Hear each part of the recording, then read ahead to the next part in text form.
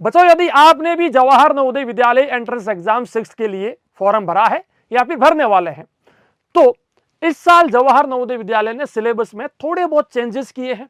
और कुछ चेंजेस इस कारण से है क्योंकि पिछले साल का जो जवाहर नवोदय विद्यालय का एग्जाम हुआ था, उसमें ऐसे भी कई सारे प्रश्न पूछे गए थे जो चैप्टर अपने को सिलेबस में दिए ही नहीं गए थे।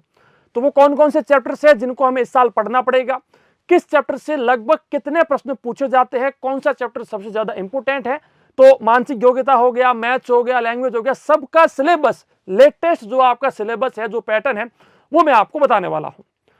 आपने यदि फोरम का वीडियो नहीं देखा है, क्योंकि आपको पता होगा जवाहर नवोदय विद्यालय ने एक नोटिफिकेशन जारी किया है फोरम से रिलेटेड, तो वो वीडियो हमारे यूट्यूब चैनल के ऊपर ऑलरेडी अपलोड किया जा चुका है, आप जाकर के देख लीजिए।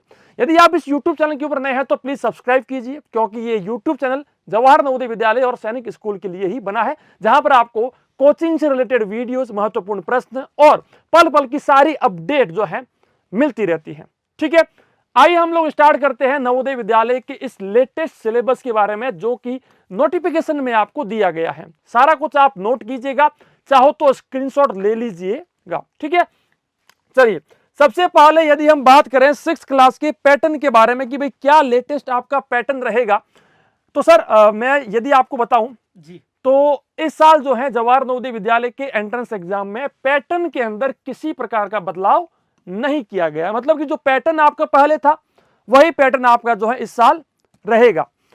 अब बहुत सारे बच्चे जैसे कि पूछते हैं ना कि सर पैटर्न क्या है एक्चुअली, तो देखिए सबसे पहले देखिए मैथमेटिक्स भी आपके इसके अंदर रहती है, मतलब कि गणित जो है वो भी आपकी रहेगी।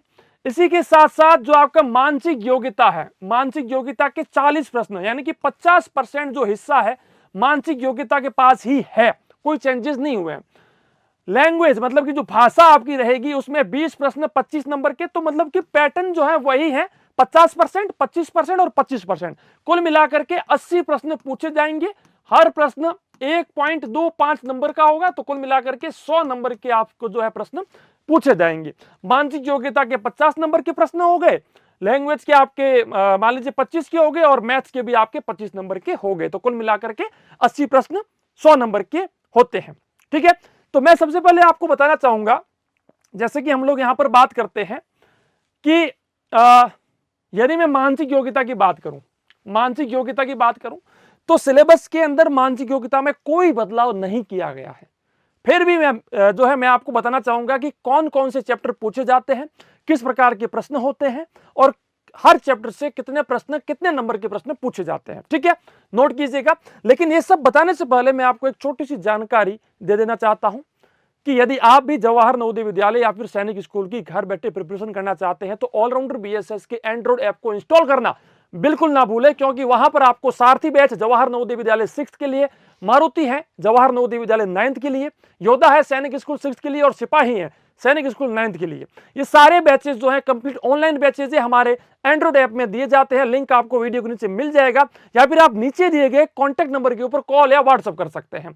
इससे क्या होगा, इन बैचेस के अंदर वो सारा मटेरियल, वो सारे फीचर्स आपको दिए जाएंगे, वो सारा गाइडेंस आपको दिया जाएगा, जिसके माध्यम से आपका जवाहर नवोदय विद्यालय या फिर सैनिक का एग्जाम बिल्कुल इजी हो जाएगा एंड बड़े अच्छे से आपका एग्जाम जो है अटेम्प्ट हो जाएगा। ठीक है, तो कोर्स को लेना बिल्कुल ना भूलें। आइए हम लोग बात करते हैं सबसे पहले मानसिक योग्यता के बारे में। तो कुल मिलाकर के 10 चैप्टर पहले भी पूछे जाते थे, 10 चैप्टर इस नोटिफिकेशन में भी आपको दिए गए हैं। ठीक है, अब वो 10 चैप्टर मतलब कि देखिए हर चैप्टर से 4 प्रश्न पूछे जाएंगे। कुल मिलाकर कितने चैप्टर हैं, 10 चैप्टर, तो 40 प्रश्न हो गए। अब हर प्रश्न 1.25 का है, तो जब आप 40 से मल्टीप्लाई करोगे तो 50 नंबर का आपका क्या हो गया, मानसिक योग्यता। ठीक है, अब मानसिक योग्यता का मैं आपको बता चुका हूं 50 नंबर की। अब सबसे पहले सर यहां पर आप बच्चों को बताइए कि मानसिक योग्यता का सिलेबस क्या कुछ रहेगा। लीजिए सर। Thank you sir. मानसिक योग्यता से लेकर के सारा कुछ सर आपको बताएंगे, एक एक चैप्टर आपको बताएंगे सर, बड़े इजीली जी आराम से एक एक चीज आप इनको समझाइए सर। जी सर, थैंक यू सर। जी तो बच्चों सबसे पहला जो 4 क्वेश्चन आएंगे आपके, सबसे पहले आएंगे ऑड वन आउट, यानी कि असंगत को छांटना। इसमें क्या होगा, आपके पास 4 आपके पास फिगर्स दी होंगी, उनमें से और कौन सी है, यानी कि ऐसी कौन सी फिगर है जो 3 में से मैच नहीं खा रही है, उस प्रकार के आपके क्वेश्चन पूछे जाएंगे जो होंगे जिनकी संख्या 4 होगी। जिनकी संख्या कितनी होगी? 4 होगी। ठीक है, ये 4 क्वेश्चन आपसे पूछे जाएंगे, ऑड वन आउट यानी कि असंगत को छांटना। ठीक है, दूसरा आपका रहेगा सिमिलर फिगर, यानी कि सिमिलर फिगर के बारे में आपका पूछा जाएगा। आपके पास एक ऑप्शन आएगा और उसमें पूछा जाएगा कि इनमें से सिमिलर फिगर किसकी है। तो सिमिलर फिगर यानी समान आकृति वाले आपसे कितने क्वेश्चन पूछे जाएंगे? आपसे 4 क्वेश्चन, यानी कि हर चैप्टर के आपसे 4 क्वेश्चन पूछे जाएंगे। तो टोटल चैप्टर है 10 और हर चैप्टर से 4 क्वेश्चन यानी कि 40 क्वेश्चन आपसे पूछे जाएंगे और हर क्वेश्चन 1.25 मार्क्स का होगा। तो टोटल आपके 50 मार्क्स का पेपर होगा मेंटल एबिलिटी। मतलब कि यहाँ पर आपको बेटा मैं एक चीज और भी बता दूं कि मानसिक योग्यता का यदि सबसे आसान प्रश्न जो माना जाता है वो यही चैप्टर है जहां पर समान आकृति, मतलब कि जैसी दिख रही है वैसी दिखाना, बस, और कुछ नहीं है, बड़ा ही सिंपल है। और इन सारे चैप्टर्स जो भी आपको यहाँ पर मानसिक योग्यता के चैप्टर होंगे, मैथ्स के चैप्टर होंगे या लैंग्वेज के अंदर होगा, सबका कम से कम एक वीडियो, कम से कम मैं बोल रहा हूं, ज्यादा भी है लेकिन कम से कम एक वीडियो हमारे YouTube चैनल के ऊपर जरूर दिया हुआ है। तो जो बच्चे चाहते हैं कि बिल्कुल फ्री में हम लोग थोड़ी सी कोचिंग कर लें, कुछ चेक कर लें, यह है ना, तो आप हमारे YouTube चैनल के ऊपर उनके वीडियोस भी देख सकते हैं। और भी वीडियोस आएंगे, इसकी सब्सक्राइब कर लो, पास में आए बेल आइकन के ऊपर ऑल प्रेस कीजिए। जी सर। तो तीसरा हमारा जो चैप्टर होगा पैटर्न कंप्लीटेशन, यानी आपके पास एक समस्या आकृति दी होगी और उस समस्या आकृति से क्या पैटर्न बनेगा वो आपको क्या करना होगा, ऑप्शन में छांटना होगा। मतलब कि यहाँ पर क्या चीज होगी, जैसे कि यहाँ पर एक खाली भाग दिया हुआ है आपको, ठीक है, मतलब कि ये भाग इसका मिसिंग है, छिपा हुआ है या फिर खो गया है। अब इस खोए हुए भाग के ऊपर कौन सी आकृति बैठ सकती है ताकि ये आकृति कंप्लीट हो जाए, ये पैटर्न जो है वो कंप्लीट हो जाए, आकृति जो है वो पूर्ण हो जाए, ये चीज आपको यहाँ पर जो है पूछी जाएगी। और इसके कितने क्वेश्चन आएंगे? आप कहेंगे 4 क्वेश्चन इसके आपको मिलेंगे। बहुत ये फिक्स है, मतलब कि इसके अंदर कुछ भी चेंजेस नहीं होंगे। 4 है तो 4 ही पूछे जाएंगे, ना ज्यादा ना कम। ठीक है। अगला आपका अध्याय होगा सीरीज यानी कि श्रृंखला, यानी कि आपको अगली सीरीज बतानी होगी। कुछ आपको एक पैटर्न दिया हुआ होगा और पैटर्न का अगला क्रम बताना होगा आपको। हाँ, अब इसके अंदर क्या कंसेप्ट है, जैसे कि मैं आपको एक सिंपल सा एक यहां पर बात बताता हूं।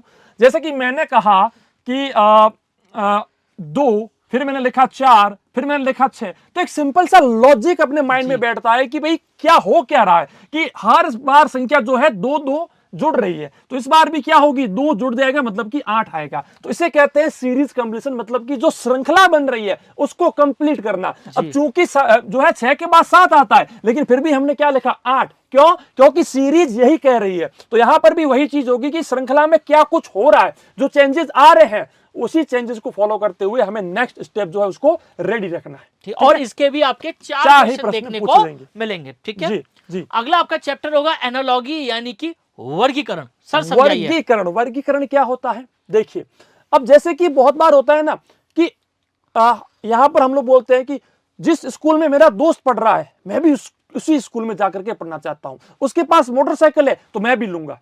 तो ये क्या है? वर्गीकरण कर रहे हैं। तो मतलब कहने का मतलब क्या है, जो रिलेशन, जो संबंध इन दोनों के बीच में है ना, वही रिलेशन इन दोनों के बीच में होना चाहिए, मतलब कि कुल मिलाकर के फोटोकॉपी होनी चाहिए। ठीक है, कहने का मतलब, अब देखिए इन दोनों के बीच में संबंध क्या है कि ये वाला ऊपर वाला पोर्शन उल्टा हो गया, तो यहां पर भी क्या होगा, ऊपर वाला उल्टा हो जाएगा। तो कुल मिलाकर के ऐसी आकृति हमारी बन जानी चाहिए, जो कि ऑप्शन नंबर सी है।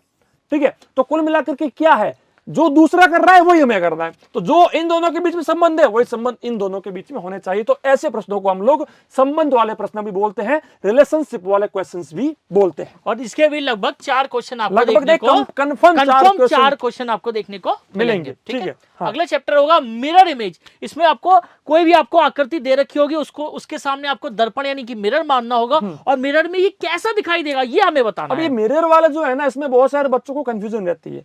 मिरर वाला हो गया या फिर हो गया वाटर इमेजिंग। ठीक है, दोनों सेम है। ठीक है, दोनों सेम है। अगर आप देखिए कुल मिलाकर के 4 प्रश्न पूछे जाएंगे, हो सकता है कि चारों के चारों वाटर वाले पूछ जाए। और वाटर से कोई खास मतलब नहीं है, वाटर का मतलब है कि जो ये मिरर है ना, ये नीचे रखा जाएगा, बस, है ना। यदि इस प्रकार से मिरर है वर्टिकल, मतलब कि ये है मिरर का, यदि मिरर नीचे रखा गया है मतलब कि वो है वाटर का, ठीक है। अगर इस साइड होगा तो यूं घूमेगा, नीचे होगा तो इस प्रकार से घूमेगा, यही है। लेकिन कुल मिलाकर के दोनों चैप्टर से 4 प्रश्न ही पूछे जाएंगे, यानी कि वाटर इमेज और मिरर इमेज से टोटल 4 क्वेश्चन आपको देखने को मिलेंगे एग्जाम में। ठीक है, अगला अध्याय है हमारा फोल्डिंग पेपर्स। ये जो है जेएनवी के एग्जाम के लिए बच्चे मानते हैं सबसे हार्ड चैप्टर, बच्चे मानते हैं, ठीक है। अब कुछ बच्चे तो इसको बहुत इजी मानते हैं, लेकिन मैक्सिमम बच्चे जो है इसको हार्ड मानते हैं। इसके अंदर क्या होगा कि एक व्हाइट पेज मान लीजिए, उस पेज को आपने फोल्ड किया, फिर से फोल्ड किया, मतलब बहुत बार फोल्ड कर लिया, फिर एक कैंची से उसको कहीं से हमने जिस प्रकार से बोल रहा है वैसा हमने इसको कट आउट किया है। अब कट आउट करने के बाद जब वापस खोल देंगे, सारी फोल्डिंग हम लोग खोल देंगे, तो वो किस प्रकार की आकृति हमें दिखेगी, कैसा हमें वहां पर जो है दिखेगा फोटो, वो अपने को चूज करना होता है, ठीक है। तो ये बच्चे हार्ड मानते हैं। 4 प्रश्न इसके भी पूछे जाते हैं, 5 नंबर के प्रश्न इसके भी पूछे जाते हैं। सिंपल है, आप बस एक लॉजिक थोड़ा सोचना है कि इस प्रकार से फोल्ड किया, फिर मैंने ऐसे फोल्ड किया, ऐसे काटा, तो सबसे पहले जो सबसे बाद में मैंने फोल्ड किया था उसको खोल दो, फिर सबसे पहले जो फोल्ड किया था उसको खोल लो, देन फाइनली आपको आपका उत्तर मिल जाएगा। और इसकी सारी प्रैक्टिस हमारे यूट्यूब चैनल और हमारे कोर्स के अंदर ऑलरेडी हो चुकी है। Okay, thank you sir. अगला चैप्टर होगा हमारा ज्योमेट्रिकल फिगर्स है, ज्यामितीय आकृति। अब ज्यामितीय आकृति क्या होगा, जैसे कि ज्योमेट्री के अंदर क्या क्या होता है, सर्किल होता है ना, इसके अंदर ट्राइंगल होता है, स्क्वायर होता है, रेक्टेंगल होता है। तो अब यहां पर स्क्वायर भी बन सकता है, यहां पर हम चाहे तो सर्किल भी बन सकता है। तो इन सारी उत्तर आकृतियों में से किसी को भी उठा करके यहां लगा लो, और सर्किल, स्क्वायर, ट्राइंगल, रेक्टेंगल, कुछ भी एक आकृति जो है बननी चाहिए, ठीक है। तो इसी को कहते हैं ज्यामितीय आकृति को पूर्ण करना, या फिर ज्योमेट्रिकल फिगर कंप्लीशन भी इसको बोला जाता है, ठीक है। अब जैसे कि यहां पर है तो हम लोग यहां पर एक स्क्वायर बना सकते हैं, तो नीचे क्या बना है इस प्रकार से हमने चूज किया, तो अपना उत्तर क्या होगा, बी हमारा उत्तर हो जाएगा, ठीक है। ठीक है, ओके। 9 चैप्टर है कट पीस, यानी कि कागज के टुकड़े। इसको स्पेस विजुअलाइजेशन भी बोलते हैं, ठीक है। अब इसके अंदर क्या होगा कि ये जैसे कि अपने को दिया गया है, पहली आकृति, दूसरी आकृति, ये है, तो पेपर के टुकड़े कुछ किए गए हैं। अब उन टुकड़ों को मिलाकर के वापस क्या बनेगा। फॉर एग्जाम्पल मान लीजिए आपके पास एक 5 रुपए का नोट है, ठीक है। उस नोट को मैंने कुछ यहां से काट दिया, कुछ यहां से काट दिया, और सारे उस नोट के जो है वो टुकड़े मैंने आपको दे दिए और बोला कि बेटा इसको जोड़ करके नोट बनाओ। तो आपको पता है कि नोट को किस प्रकार से सेट करें ताकि वो वापस से जैसा था वैसा बन जाए। तो सेम चीज यहां पर है, एक पेज था, कोई भी आकृति थी, उसको काट दिया गया। अब काटने के बाद आपसे ये कह रहे हैं कि वापस से आकृति बना लो। तो सिंपल है, हमें पता है कि इसको हम यहां पर जोड़ सकते हैं, इसको यहां पर जोड़ करके कुछ इस प्रकार से जो है आकृति बनाई जा सकती है ना। या तो ठीक है, यही आकृति जो है बनाई जा सकती है, ठीक है। तो इस प्रकार से अपना उत्तर बन जाएगा सर। ओके सर, ये सी ऑप्शन शायद करेक्ट ऑप्शन हो जाएगा। नहीं, यहाँ पर ये है ना, स्क्वायर है ना, स्क्वायर है इसके अंदर। अच्छा, हाँ सर, यहाँ पर स्क्वायर है नहीं, तो स्क्वायर यहाँ रहा, और ये चीज यहाँ पड़ी, और डी ऑप्शन बिल्कुल करेक्ट होगा। डी ऑप्शन बिल्कुल करेक्ट जी। 10वां एम्बेडेड फिगर, छिपी हुई आकृति सर। मतलब कि अगर हम कहें हार्ड में से दूसरे नंबर का चैप्टर, वो बच्चे इसको मानते हैं, क्योंकि बहुत बार बच्चों को कंफ्यूजन होती है कि सर कहीं मिल ही नहीं रहा है, ठीक है। छिपी हुई आकृति का मतलब क्या है, ये आकृति कहां पर छिपी हुई पड़ी है। अब जैसे कि मैं इसकी बात करूं तो यहां पर आप देख सकते हैं ना, ये देखिए यहां पर ये आकृति छिपी हुई है। बहुत बार बच्चे इसको चूज कर लेते हैं कि ये तो सेम ही है, लेकिन सेम दिख नहीं रहा है ना। यहां से आप फॉलो करोगे तो वापस से यहां पर हो नहीं रहा है फॉलो। तो इस कारण से सारी प्रैक्टिस का खेल है, पूरा प्रैक्टिस का खेल है। इस प्रकार से भी अपना उत्तर होता है। तो ये थे मानसिक योग्यता के 40 प्रश्न 50 नंबर के यहां पर। अब सर आपकी आती है मैथमेटिक्स, मतलब की गणित। मैथमेटिक्स में आपके कुल 20 क्वेश्चन पूछे जाएंगे, और कितने नंबर के होंगे आपके, होंगे 25 नंबर के आपके 20 क्वेश्चन होगा। सबसे मानसिक योग्यता एक ऐसा चैप्टर है जिसे बच्चे इजी भी समझते हैं और लगभग 50 में से 50 लाने का प्रयास करते हैं, और आते भी हैं बच्चों के, किसी के 50 आते हैं, किसी के 49 आते हैं, किसी के 48 आते हैं। लेकिन जो सबसे टफेस्ट जो चैप्टर और जो माना जाता है वो माना जाता है मैथमेटिक्स का, क्योंकि इसमें 25 में से किसी के 10 आ रहे हैं, किसी के 12 आ रहे हैं। यानी कि सर क्या कहना है कि मेरिट जो आपकी बनती है ना, वो मैथ्स के ऊपर बनती है मेरिट। जिस बंदे ने मैथ्स के अंदर पूरे में से पूरे ले आया ना, उसका 100% सिलेक्शन, क्योंकि मैथ्स ही कहीं ना कहीं बच्चे को फंसा के जाती है, ठीक है सर। क्योंकि मैथ्स के अंदर बताइए क्या कुछ आएगा सर। इसमें हर क्वेश्चन 1.25 मार्क्स का होगा, और टोटल 20 क्वेश्चन होंगे, और टोटल 25 मार्क्स का आपकी मैथमेटिक्स होगी। इतनी बात आपको याद रखनी है। अब इसमें चैप्टर्स कौन कौन से हैं, तो नंबर सिस्टम बहुत इंपॉर्टेंट चैप्टर है, इसके 2 क्वेश्चन आते हैं, यानी कि बहुत ही महत्वपूर्ण चैप्टर है। और नंबर सिस्टम हमारा कंसेप्ट क्लास में चल भी रहा है, हम इसके बहुत सारे क्वेश्चनों की प्रैक्टिस कर रहे हैं, बहुत सारे कंसेप्ट मैं आपको सिखा भी रहा हूं, और हमारा पहला चैप्टर ही नंबर सिस्टम चल रहा है, 2 क्वेश्चन इसके आएंगे, ठीक है।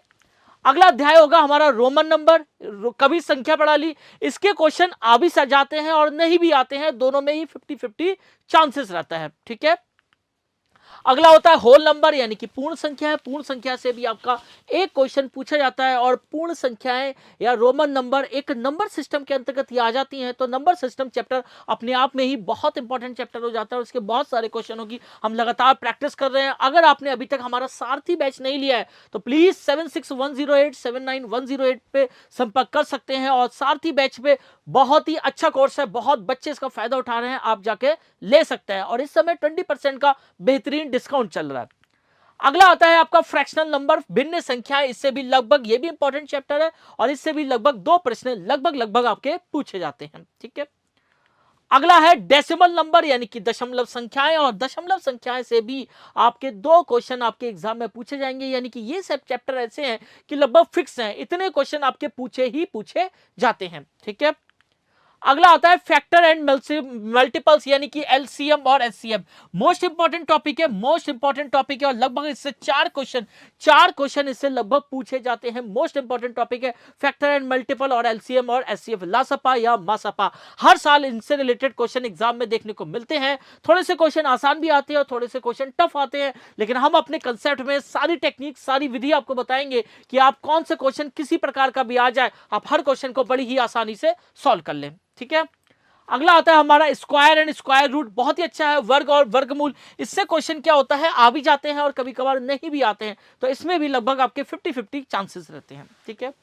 अगला आता है क्यूब एंड क्यूब रूट, घन और घनमूल, इसके भी क्वेश्चन आ भी जाते हैं और नहीं भी आते हैं, यानी कि इसमें मतलब भी कहने का 50-50 मतलब ये है कि चैप्टर में आपके सिलेबस में तो ये नहीं दिया गया है, लेकिन पिछले सालों के एग्जाम जो हुए हैं उनके अंदर बहुत बार देखा गया है कि कुछ ऐसे क्वेश्चंस हैं जहां पर स्क्वायर एंड स्क्वायर रूट का यूज हो रहा है, क्यूब एंड क्यूब रूट का यूज हो रहा है, मतलब कि पर्टिकुलर क्वेश्चन इसका नहीं है, लेकिन फिर भी इस मान लीजिए किसी बच्चे ने इस चैप्टर को ना पढ़ा हो तो दूसरे चैप्टर के क्वेश्चन उससे सॉल्व नहीं होंगे। बिल्कुल, तो मतलब कि एक प्रकार से हम कह सकते हैं कि क्यूब एंड क्यूब रूट को भी पढ़ना पड़ेगा, मतलब इसके जो बेसिक्स हैं, स्क्वायर एंड स्क्वायर रूट के जो बेसिक्स हैं उनको हमें जरूर पढ़ना पड़ेगा, वरना जो सिलेबस है वो भी कंप्लीट नहीं होगा। सिलेबस को देखिए बच्चों, सिलेबस को कंप्लीट करना बहुत जरूरी थी। जितने चैप्टर के नाम यहाँ पर दे रखे हैं हम उसको सभी को पढ़ेंगे, क्योंकि अगर आपको एग्जाम में पास होना है तो 100% सिलेबस कंप्लीट होना चाहिए, 100% सिलेबस की प्रैक्टिस होनी चाहिए, तभी आप 100 में से 100 नंबर ला सकते हैं। अगर आपने एक भी चैप्टर छोड़ दिया तो कहीं ना कहीं मुश्किल आपके सामने खड़ी हो जाती है, ठीक है। अगला आता है एप्लीकेशन ऑफ मेजरमेंट, बहुत ही इंपॉर्टेंट चैप्टर है, बहुत ही आसान चैप्टर है, मुझे लगता है सबसे आसान चैप्टर यही है। इसमें पूछा जाता है कि अप्रोक्सीमेशन क्या होता है, यूनिट कन्वर्जन पूछा जाता है, और लगभग एक क्वेश्चन आपके एग्जाम में आता है। बहुत ही आसान सा चैप्टर है, इजी है, लेकिन इसके अंदर सबसे ज्यादा रटने वाली जो चीजें, याद करने वाली जो चीजें हैं वो इस चैप्टर में, और संख्या प्रणाली वाला जो चैप्टर है, ये 2 ऐसे चैप्टर है जहां पर हमें याद करने वाली चीजें बहुत ज्यादा, लेकिन है बड़े आसान। जी सर।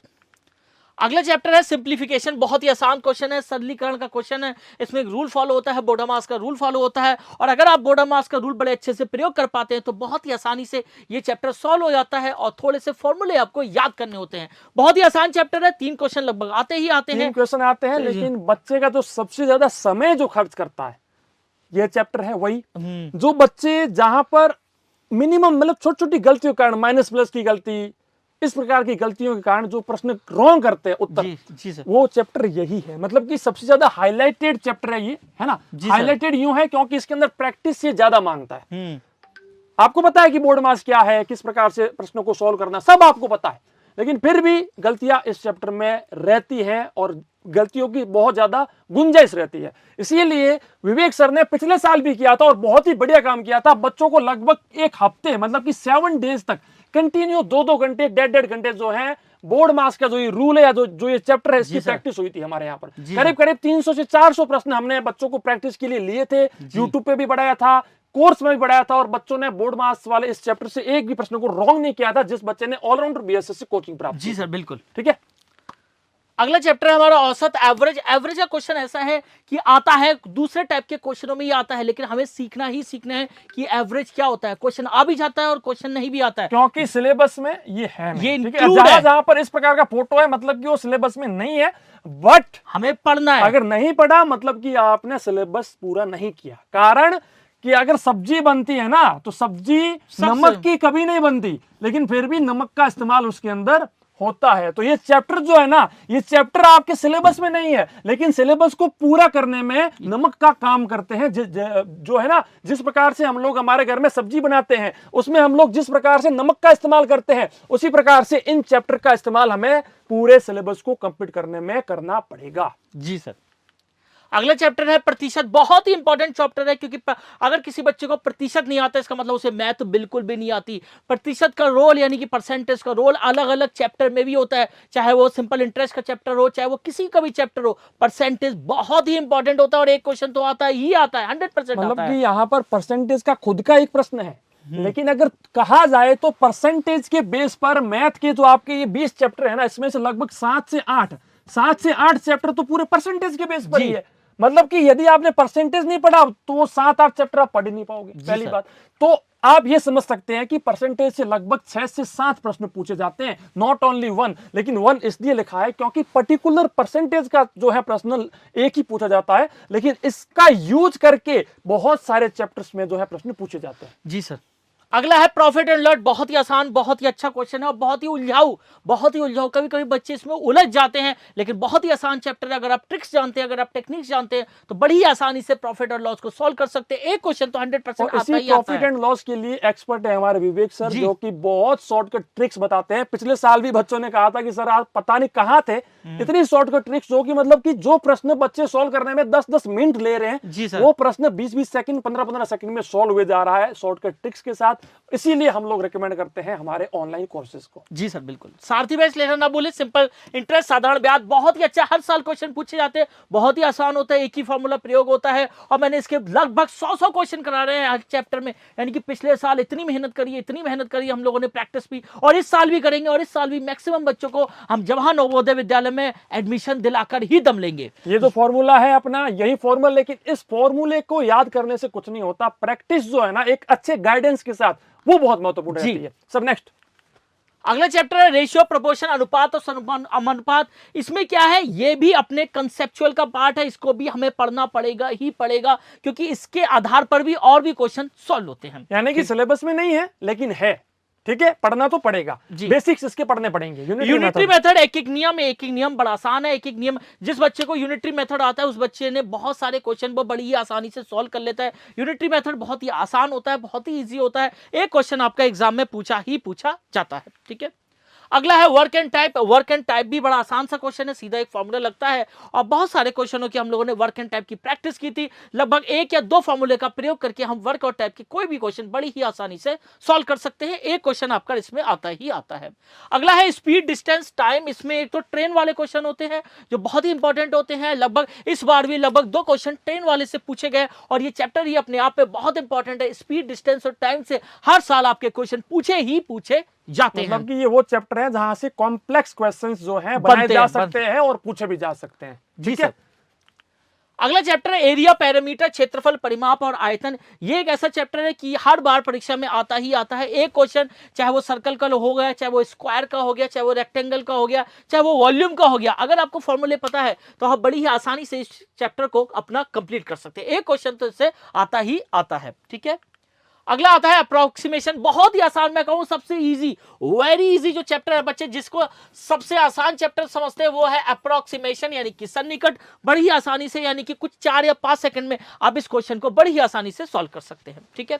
तो ये अगला है एक्सपोनेंट, पावर, घातांक एंड घात। इससे भी एक क्वेश्चन आता है, यानी कि पावर से, इंडिसेस से एक क्वेश्चन आपके आता ही आता है। अब ये क्यों आया, देखिए सर का पिछले वापस, ये एक्चुअली आपके सिलेबस में नहीं है, लेकिन जो पिछले साल अभी जो एग्जाम हुआ था 2022 वाला, इसके अंदर एक प्रश्न आपको बताया पूछा गया था, 2 की घात 4 मल्टीप्लाई इस प्रकार से 2 की घात 5।